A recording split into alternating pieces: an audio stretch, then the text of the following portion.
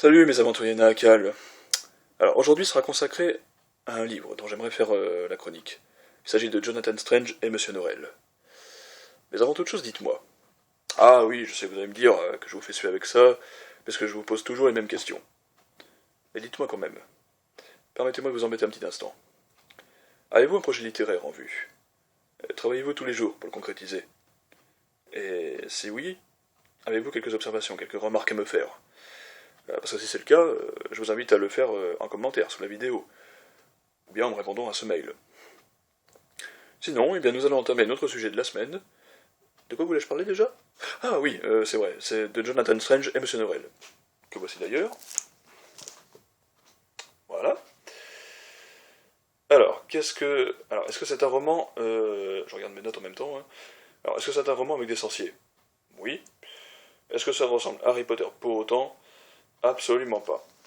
Non, là, on a affaire à quelque chose de plus grave, mais qui n'en demeure pas moins fantaisiste. Alors, puisque des héros plus âgés et plus complexes, mais qui sont tout aussi fascinants que notre sorcier à cicatrices et à lunettes. Alors, il faut savoir que ce roman a été écrit par Susanna Clarke. Alors, qui est cette mystérieuse écrivaine? Eh bien, cette fille de pasteur est née le 1er novembre 1959 à Nottingham, en Angleterre. Sa vie d'enfance n'a pas été de tout repos, puisqu'elle a déménagé de ville en ville entre l'Angleterre et l'Écosse. Et par la suite, elle a suivi des études au St Hilda's College, désolé pour l'accent, à Oxford. Et en 1990, elle enseigne l'anglais, d'abord en Italie, à des cadres de Fiat, puis à Bilbao, en Espagne.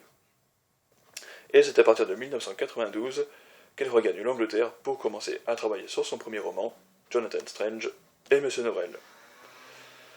Alors, il faut savoir que ce roman lui a coûté quand même plusieurs années de travail.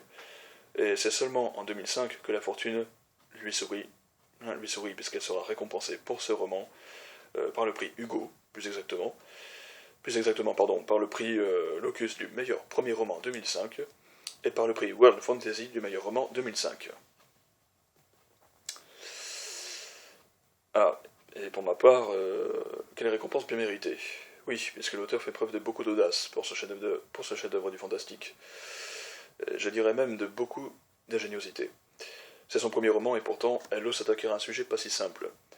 Alors, pas si simple parce que déjà l'intrigue se déroule au début du XIXe siècle, alors période durant laquelle l'Angleterre peine à lutter contre les armées napoléoniennes. À tel point que le gouvernement recrutera un vieux magicien, qui à présent était toujours resté dans l'ombre, la magie étant considérée comme quelque chose de vulgaire, voire d'impur.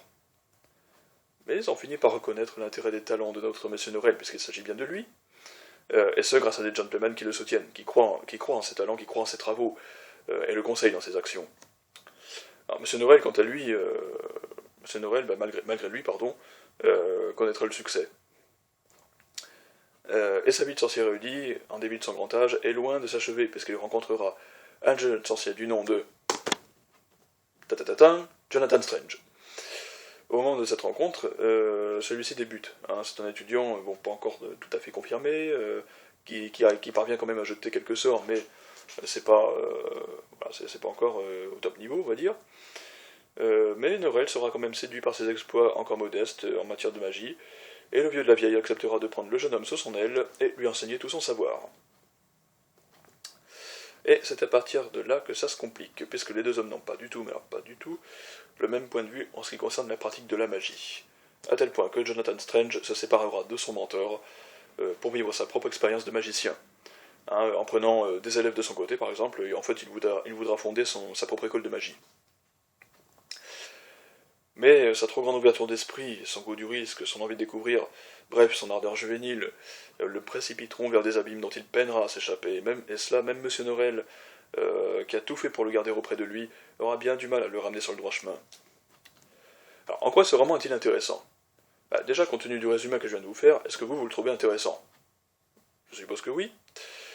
Si vous me dites le contraire, je ne vous croirai pas. Alors, encore une fois, ne vous attendez pas à du Harry Potter pur jus. Hein, ça n'a rien à voir. Ici, pas de chapeau pointu, pas de robe de sorcier, pas de balai, et encore moins de baguette magique. Si je devais décrire Jonathan Strange et Monsieur Norrell, je dirais que c'est du Jane Austen, à la recette fantasy. Oui, voilà, c'est ça, en fait. C'est du Jane Austen, c'est un beau mélange de Jane Austen et de Tolkien, en fait, en gros.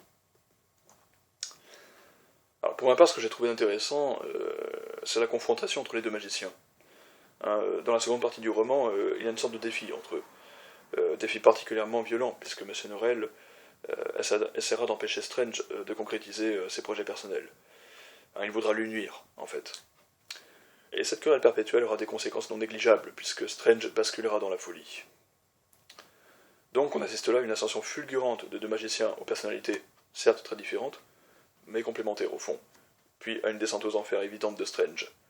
L'apprenti bascule vers le côté obscur, malgré les efforts vains du maître pour le ramener sur la bonne route. Excusez-moi, on n'est pas dans Star Wars là. Voilà, on en a terminé, donc il ne me reste plus qu'à vous souhaiter une bonne continuation dans tous vos projets, une bonne évasion, et si cette vidéo vous a plu, eh bien je vous engage à la partager sur les réseaux sociaux, à en parler autour de vous, ou encore à me proposer un petit commentaire juste sous la vidéo, ou sur le site même. Une dernière chose, mes chers aventuriers Nahakal, si vous ne l'avez pas encore fait, je vous invite aussi à visiter la page le début d'une aventure, que vous trouverez par contre dans Une évasion du tonnerre. Et ça sur le site même, l'aventure des Nahakal. Je vous dis à très bientôt, bien à vous, votre ami Jackidra. Ciao.